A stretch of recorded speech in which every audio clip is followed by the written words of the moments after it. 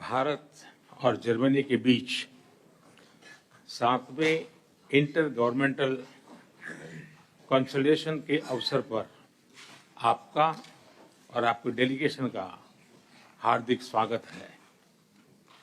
Excellency, ये आपकी तीसरी भारत यात्रा है और सौभाग्य से ये मेरे तीसरे कार्यकाल की पहली आईजीसी मीटिंग है। एक प्रकार से ये हमारी मित्रता का ट्रिपल सेलिब्रेशन है। एक्सेलेंसी, 2022 में बर्लिन में हुई पिछली आईजीसी के दौरान हमने द्विपक्षीय सहयोग के लिए महत्वपूर्ण निर्णय लिए थे। 2 सालों में हमारी स्ट्रेटेजिक पार्टनरशिप के विभिन्न क्षेत्रों में उत्साहजनक प्रगति हुई है।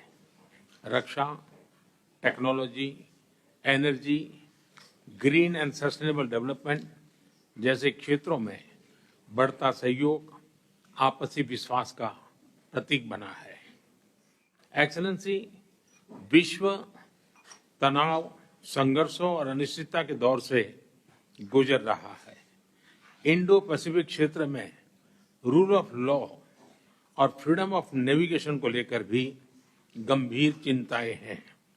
ऐसे समय में भारत और जर्मनी की स्ट्रेटेजिक पार्टनरशिप का मजबूत एंकर के रूप में उभरी है। ये एक ट्रांजैक्शनल रिलेशन नहीं है। यह 2 समर्थ और सशक्त डेमोक्रेसी की ट्रांसफॉर्मेशनल पार्टनरशिप है। एक ऐसी पार्टनरशिप जो वैश्विक जगत और मानवता के स्टेबल, सिक्योर और सस्टेनेबल फ्यूचर के निर्माण में योगदान दे रही है। इस संबंध में पिछले हफ्ते आपने जो फोकस ऑन इंडिया स्ट्रेटेजी जारी की है, उसका स्वागत है। एक्सेलेंसी, मुझे खुशी है कि अपनी पार्टनरशिप को एक्सपांड और एलिवेट करने के लिए हम कई नए और महत्वपूर्ण इनिशिएटिव ले रहे हैं। होल ऑफ गवर्नमेंट से होल ऑफ नेशन की अप्रोच की ओर बढ़ रहे हैं। दोनों देशों की इंडस्ट्री, इनोवेटर्स और युवा टैलेंटेड को जोड़ रहे हैं। टेक्नोलॉजी का डेमोक्रेटाइजेशन हमारी साझा प्रतिबद्धता है। आज road map on innovation and technology जारी किया जा रहा है। इससे सेमीकंडक्टर्स और क्लीन एनर्जी जैसे महत्वपूर्ण क्षेत्रों में हमारा कोलैबोरेशन और सुदृढ़ बनेगा। अभी हमने जर्मन बिजनेस की एशिया पैसिफिक कॉन्फ्रेंस में भाग लिया। कुछ देर में हम सीईओज फोरम में भी भाग लेंगे। इससे हमारे आर्थिक सहयोग को बल मिलेगा।